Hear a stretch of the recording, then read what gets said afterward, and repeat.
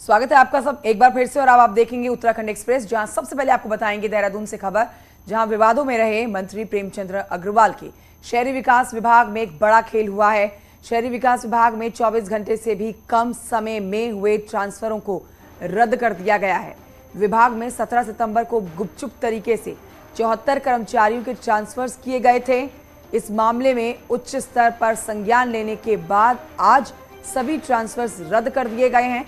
Transfer को लेकर मंत्री और शासन पर भी सवाल उठ रहे हैं। ये बड़ी खबर आपको बता रहे हैं जिस पर सवाल उठना लाजमी है प्रशासन के ऊपर। इन ट्रांसफर्स को लेकर देहरादून से खबर, विवादों में रहे मंत्री प्रेमचंद अग्रवाल, शहरी विकास विभाग में अब एक ये बड़ा मामला निकलकर सामने आया। हमारे सहयोगी सुनील नप्रभा देहरादून से समय लाइव मौजूद है। सीधे रुख करते हैं सुनील की तरफ। Sunil, good morning. और ये खबर देखिए अपने आप में बड़ी हो जाती है जब प्रशासन के ऊपर सवाल उठने लग जाते हैं। ये पूरी खबर आप विस्तार से बताइए। शहरी विकास विभाग में 24 घंटे में, उससे भी कम समय में ये ट्रांसफर्स रद्द कर दिए गए हैं। गुड मॉर्निंग कंचन। उत्तराखंड में जो ट्रांसफर सीजन था वो जुलाई में समाप्त हो चुका था, यानी कि जुलाई के बाद ये व्यवस्था है कि उसके बाद किसी भी विभाग में इतने बड़े पैमाने पर ट्रांसफर नहीं होंगे, विशेष परिस्थितियों को छोड़ के। शहरी विकास विभाग में 74 लोगों के ट्रांसफर कर दिए गए। ये तमाम नगर निगम, नगर पालिकाएं और नगर पंचायत जो पूरे प्रदेश में हैं उनमें एक तरह से सिरे से ये ट्रांसफर कर दिए गए थे।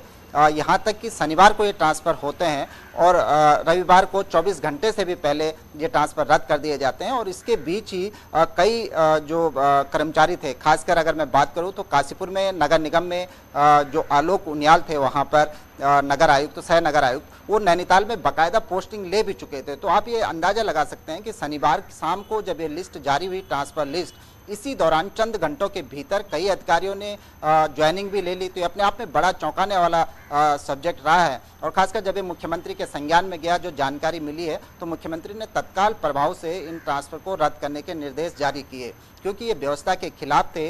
विशेष परिस्थितियों में यदि ट्रांसफर सीजन के बाद भी अगर आपको इतने बड़े पैमाने पर ट्रांसफर करने हैं तो इसमें मुख्य सचिव, लेकिन सुनील, सबसे बड़ी बात यह है जिस तरीके से ट्रांसफर सीजन निकलने के बाद मुख्य सचिव या फिर मुख्यमंत्री का अप्रूवल की जरूरत होती है, क्या मंत्री जी को इस बात की जानकारी नहीं थी और इसीलिए इतने सारे ट्रांसफर बिना अनुमति के कर दिए गए?